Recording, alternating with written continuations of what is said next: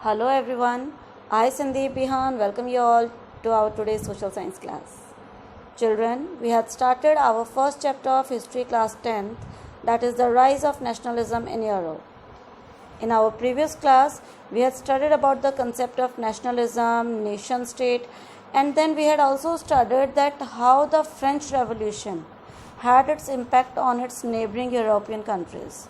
कैसे जो है बाकी यूरोपियन कंट्रीज थी they also started thinking to become a republic और to end the monarchial system in their particular territories और nations. Today will do the making of nationalism in Europe कि अब ये कंसेप्ट बेसिकली वहाँ पर apply कैसे हुआ, कैसे जो है वहाँ के लोगों में नेशनलिज्म के बारे में उन्होंने सोचा and how did they started working over it. So let's begin our today's class. If we'll talk about the Europe in 18th century, at that time the different places, मैं places word क्यों use कर रही हूँ क्योंकि उस समय कोई country particular थी ही नहीं. So all the places were divided into small territories depending upon that which ruler was ruling there. तो क्या था एग्जाम्पल देखो यहाँ पे Germany, Italy and Switzerland were divided into kingdoms, duchies and cantons whose rulers had their autonomous territories. तो क्या था यहाँ पर वही है, किंगशिप थी, मोनार्कियल सिस्टम था एंड ये क्या है छोटे छोटे एम्पायर्स में बंटे हुए थे. ऐसा कोई नहीं था कि जर्मनी नाम का कोई देश था, इटली नाम का कोई देश था, स्विट्ज़रलैंड नाम का कोई देश था. उस समय they didn't exist as a nation, as a country they didn't exist. Example के लिए इंडिया की अगर हम लोग बात करते हैं बेटा, बिफोर इंडिपेंडेंस इंडिया में भी क्या था, इंडिया में भी जिस पर्टिकुलर एरिया में जिस राजा का रूल था, जिस भी किंग का रूल था, तो वो उतना पर्टिकुलर एरिया उसका देश था, उसका साम्राज्य था. तो पूरा भारत कितने अलग अलग साम्राज्यों में बंटा हुआ था. Similar was the scene in Europe. They did not see themselves as sharing a collective identity. अभी ये जो टेरिटरीज थी, किसी भी रूलर के अंडर जितना भी एरिया आता था, ओके, तो उनके बीच में कोई भी कॉमन आइडेंटिटी नहीं थी, कलेक्टिव आइडेंटिटी नहीं थी. सब लोगों की लाइफ एज इट इज़ चल रही थी. सिर्फ क्या था कि एक राजा जो है उनका वो चेंज होता जा रहा था. अदरवाइज इसके अलावा उनके बीच में कोई भी कॉमन कल्चर नहीं था. सब different languages they used to speak, they had their different ethnic और द कल्चर. अब यहीं पर बात की गई है आपको इसका बेस्ट एग्जांपल देने के लिए Habsburg. Habsburg empire ruled over Austria and Hungary. Habsburg empire की अगर हम लोग बात करते हैं बेटा, ये सबसे बेस्ट एग्जांपल है इस सिस्टम को समझने के लिए. हैब्सबर्ग एम्पायर क्या था, it include Austria, Hungary, Bohemia. अब ये तीन ऐसे एरियाज थे जहाँ पर लोग कौन सी भाषा बोल रहे हैं, these areas were the German speaking. Next इसमें जो एरिया था वो था टायरोल. टायरोल की मोर देन 50% जो पॉपुलेशन थी, which language was it speaking, Magyar. Then इसमें 2 एरियाज थे, लंबार्डी एंड वेनेशिया. यहाँ पर कौन सी भाषा बोली जा रही थी, इटालियन. फिर यहाँ पर एक एरिया था गैलिशिया, यहाँ पर पॉलिश, पोलैंड की जो भाषा थी, पॉलिश भाषा यहाँ पे बोली जाती थी. फिर ऐसी नदर्न पार्ट में 2 कम्युनिटीज़ रहती थी, those were Bohemian and Slovaks. And south में थे Croats, here it will be in, okay. तो साउथ में थे क्रोट्स. अब ये क्या थे, कोई लैंग्वेज की बेसिस पर अलग है तो किसी की जो एथनिसिटी होता है बेटा कल्चर. जो नॉर्थ में बोहेमियन एंड स्लोवैक्स थे और साउथ में जो क्रोट्स थे, दे हैड देयर डिफरेंट कल्चर. मतलब कुछ भी कॉमन नहीं था इन लोगों के अंदर. कोई ऐसी चीज़ नहीं थी कि ये अपने आप को एक दूसरे से जुड़ा हुआ फील करें. There was no coordination, no link, no relation among these different territories. The only common tie among them was the king. सिर्फ इन सब में एक ही कॉमन बात थी कि इन सब का राजा एक ही था, इन सब का रूलर कौन था, एक ही इंसान था. That was the only common identity in these all the territorial regions. तो अब इतनी सारे डिफरेंसेस होने के बाद देखो, लिंग्विस्टिक डिफरेंसेस हैं, कल्चरल डिफरेंसेस हैं, तो अब आपके माइंड में एक क्वेश्चन आ रहा होगा कि how did the idea of nationalism emerge despite of socio cultural diversity. कि इतने डिफरेंसेस हैं, लोग आपस में जुड़े हुए नहीं हैं, लोगों के अंदर एकता ही नहीं है, वो आपस में एक दूसरे में उनके बीच में कोई लिंक नहीं है, तो फिर वहाँ पे नेशनलिज्म की बात उठी कहाँ से, लोगों के माइंड में ये बात कहाँ से आई? तो ये जानने के लिए हमें समझनी पड़ेगी वहाँ की सोसाइटी। तो अगर हम लोग 18th सेंचुरी की बात करें बेटा, तो उस समय जो वहाँ की सोसाइटी थी बेसिकली 2 पार्ट्स में डिवाइड थी। The first one the aristocrats and the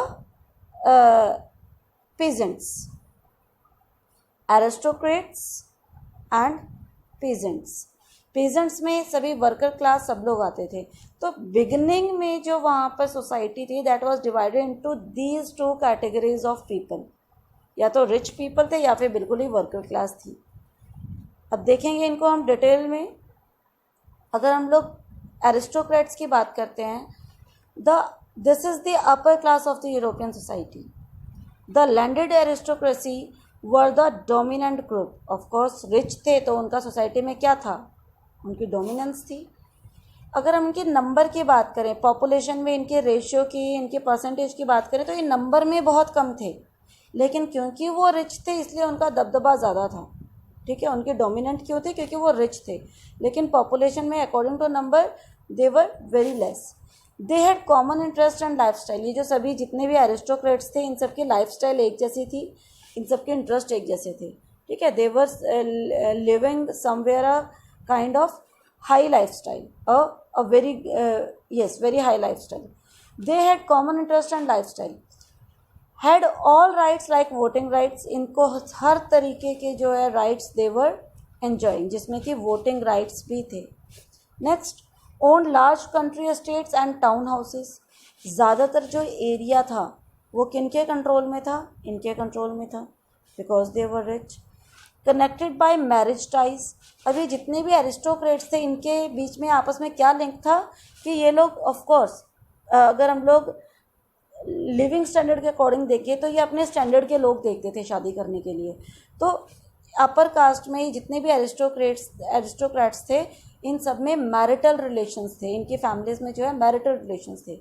और जो दूसरी इनमें कॉमन बात थी, most of them spoke French. ये लोग ज़्यादातर कौन सी भाषा बोलते थे, फ्रेंच भाषा बोलते थे। अगर फ्रेंच भाषा की बात करें ना बेटा, उस समय फ्रेंच भाषा किस चीज़ का सिंपल थी कि एक अच्छे सोशल स्टेटस का सिंबल जो है फ्रेंच स्पीकर्स को माना जाता था।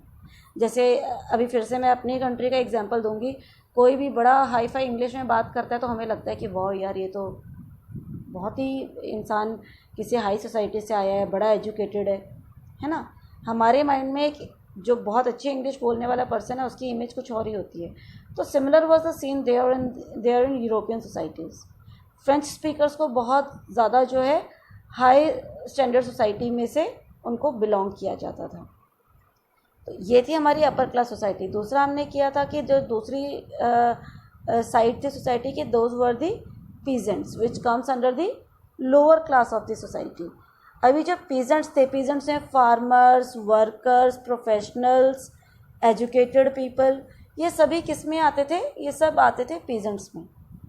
अब अगर हम लोग पॉपुलेशन में इनकी परसेंटेज की बात करें तो they were high in population. Low class people not dominating. अब क्योंकि ये लोग पुअर थे या बहुत ज़्यादा ही रिच नहीं थे तो ऑफ कोर्स ये लोग सोसाइटी में डोमिनेटिंग भी नहीं थे। Majority of the people were peasants. ज़्यादातर जो है इनमें से वर्किंग क्लास बहुत कम थी, ज़्यादातर लेबर या फार्मिंग का, पीजेंट्री का काम ही ये लोग करते थे। Most were landless and worked as serfs. ज़्यादातर इनमें से कौन थे, लैंडलेस, यानी उनके पास अपनी ज़मीन नहीं थी खेती करने के लिए, तो वो लोग सर्फ होते हैं बेटे, बंधुआ मजदूर। सर्फ का क्या मीनिंग है, बंधुआ मजदूर। हमने सर्फडम किया था ना कि नेपोलियन ने सर्फडम को क्या कर दिया था, एबॉलिश कर दिया था, फिनिश कर दिया था। तो उस समय क्या थे, कुछ लोग एज सर्फ्स यानी एज अ बंधुआ मजदूर वो लोग काम करते थे। They were farmers, tenants, they had no rights, उनके पास कोई अधिकार नहीं थे। So we can say that European society was unequally divided. तो अगर हम लोग सोसाइटी की बात करें, अभी हमने देखा upper class and lower class, तो इसका मतलब कि समाज में भी किसी तरह की कोई बॉन्डिंग अभी तक नहीं थी। एरिस्टोक्रेट्स अपने आप को डोमिनेट करते थे, किन के ऊपर, पीजेंट्स के ऊपर। वो जो है अपनी डोमिनेंसी इनके ऊपर रखते थे। लेकिन फिर हुआ क्या? There was the rise of educated middle class. अब जैसे जैसे धीरे धीरे क्या होने लगा समाज में, एक मिडिल क्लास के रूप में एजुकेटेड पीपल जो है वो उभर कर सामने आने लगे। The members of this class were by a common way of life. This powerful aristocracy was numerically a small group, बहुत कम थे ये लोग ग्रुप में। The growth of towns and the emergence of commercial classes whose existence was based on production of the market। अब ये middle class उभर कर, मिडिल क्लास कौन सी थी? Working educated class. अब ये उभर कर कहाँ से सामने आई? ये प्रोफेशनल पीपल थे, ठीक है। अब ये कहाँ से आए? इंडस्ट्रियलाइजेशन।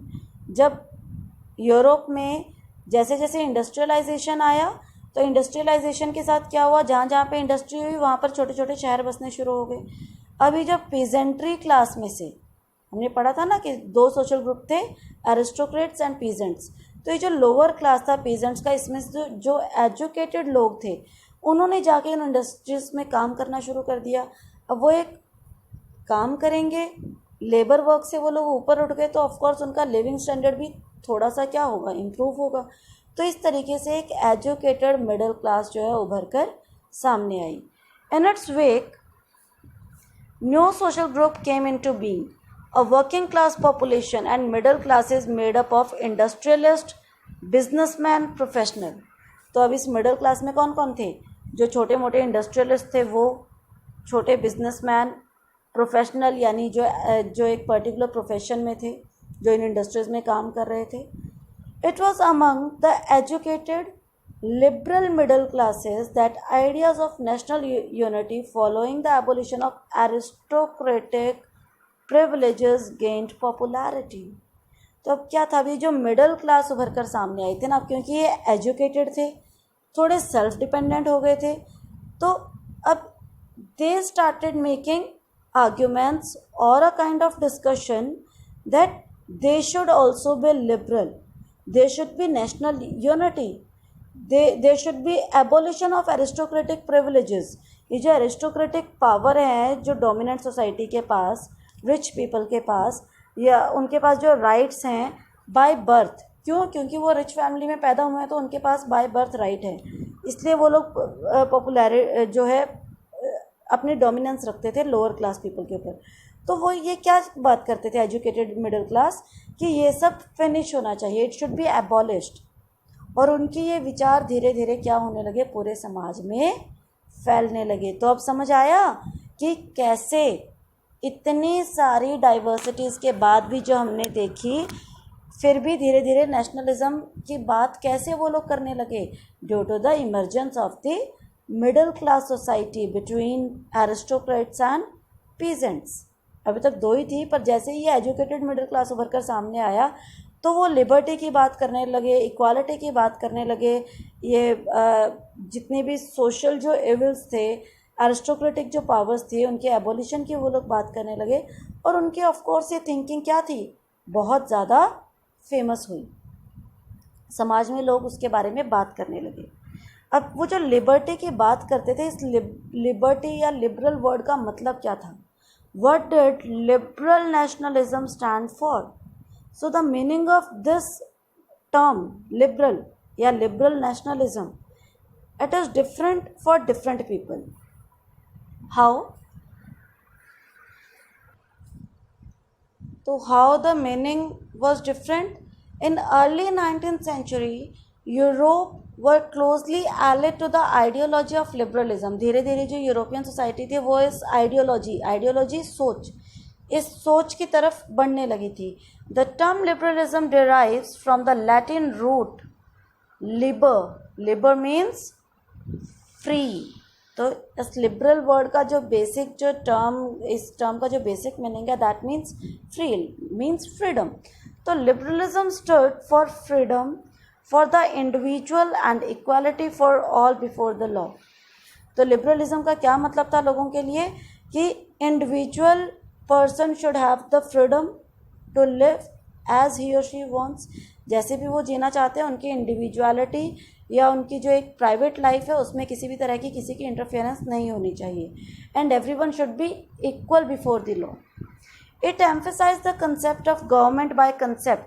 अब देखो और इन्होंने किसके बारे में बात की लिबरलिज्म में कि गवर्नमेंट सरकार कैसे होनी चाहिए, बाय कंसेंट ऑफ हुम, बाय कंसेंट ऑफ पीपल, लोगों द्वारा चुनी जानी चाहिए. कहीं ना कहीं जो भी हमें रूल कर रहा है उसमें हमारी सहमति होनी चाहिए. A constitution and representative government through parliament. तो देखो उसी कहीं ना कहीं उसी की बात आ गई कि लोगों को अधिकार हो कि वो लोग अपना रूलर या अपनी सरकार खुद चुने. इस तरीके के विचार अब लोग इन सब चीज़ों के बारे में बातें करने लगे. all these things, all these viewpoints started spreading in the society. Next, अभी पीछे बात की थी हमने फ्रीडम की, लेकिन the right to vote and to get elected was generated exclusively to property owing to man.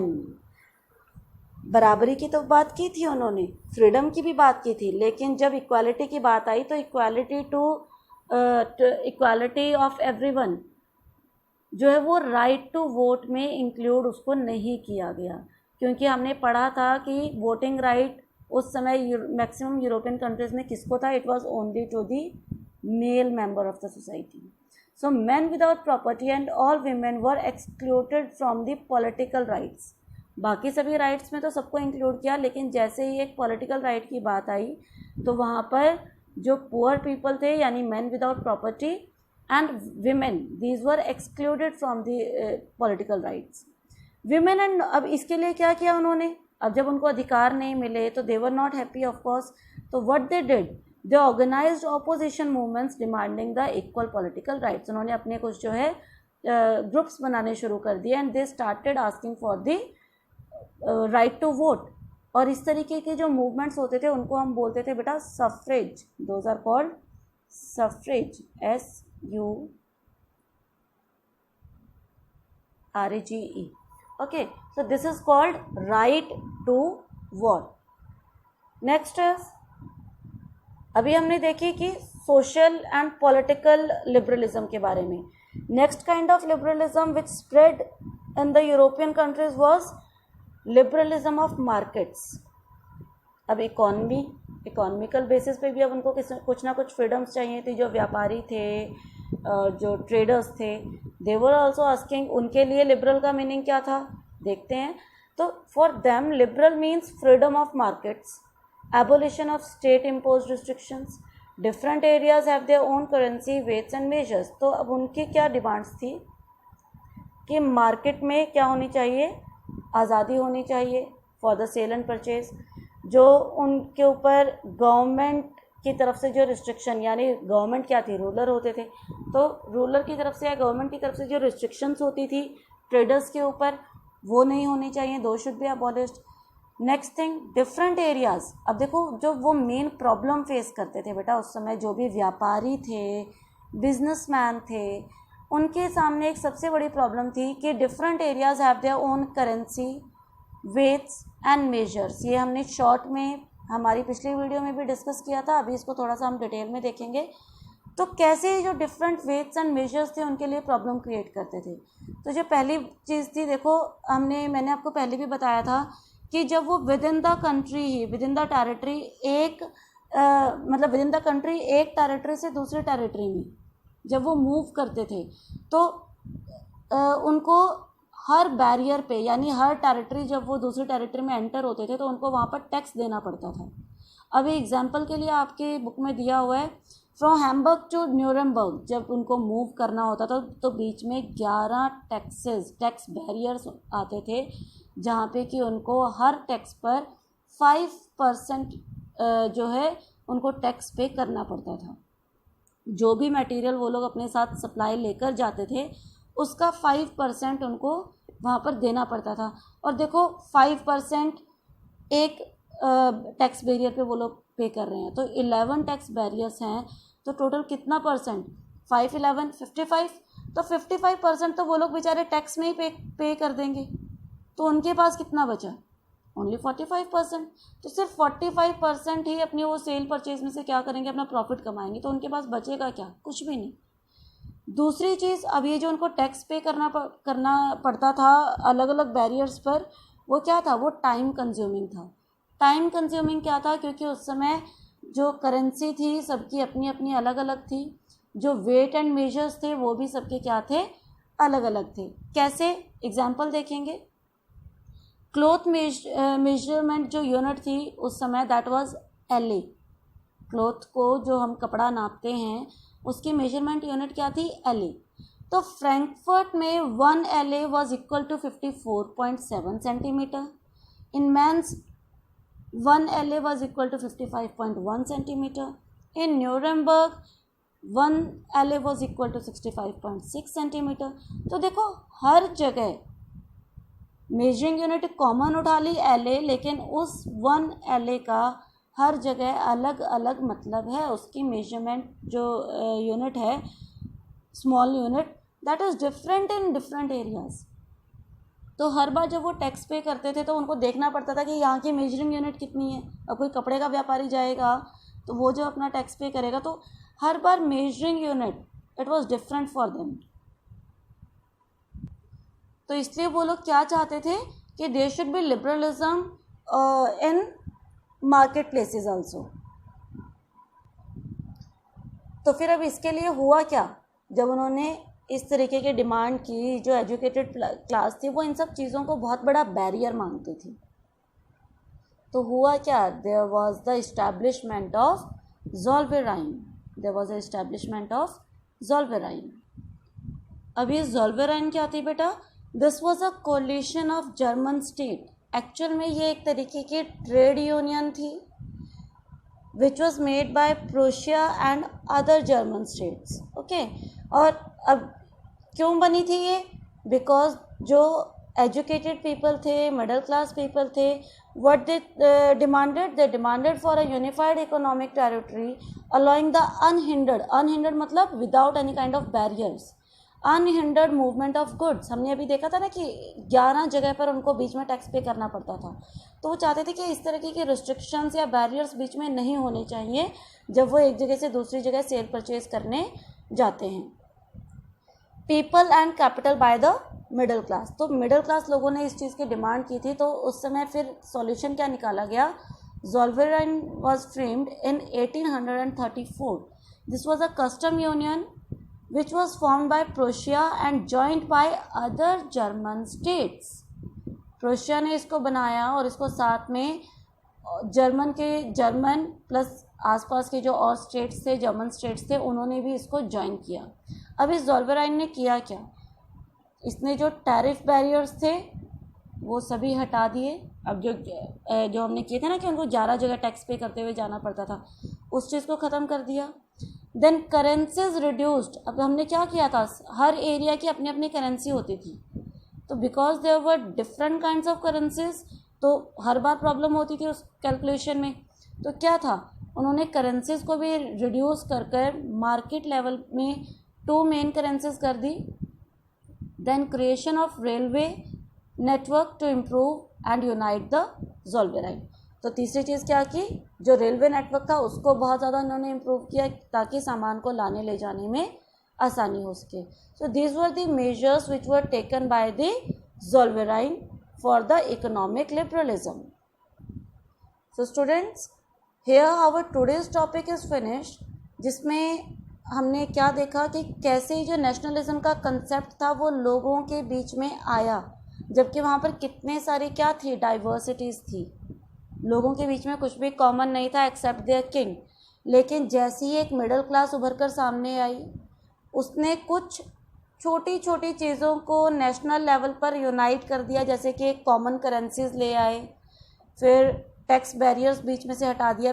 ये देखो बेटा, इससे फ़ायदा क्या होगा, टैक्स बैरियर जैसे ही बीच में से हटेंगे तो यानी कि जो भी बिजनेसमैन है, ट्रेड्स पर्सन है, they could easily move from one place to another. अब वो एक जगह से दूसरी जगह जाएंगे, आसानी से जा सकते हैं। तो there will be a link between the people of these 2, 3, 4 places, जहाँ भी वो जाएंगे उनके साथ उनके कॉन्टैक्ट्स होंगे, रिलेशन बढ़ेंगे।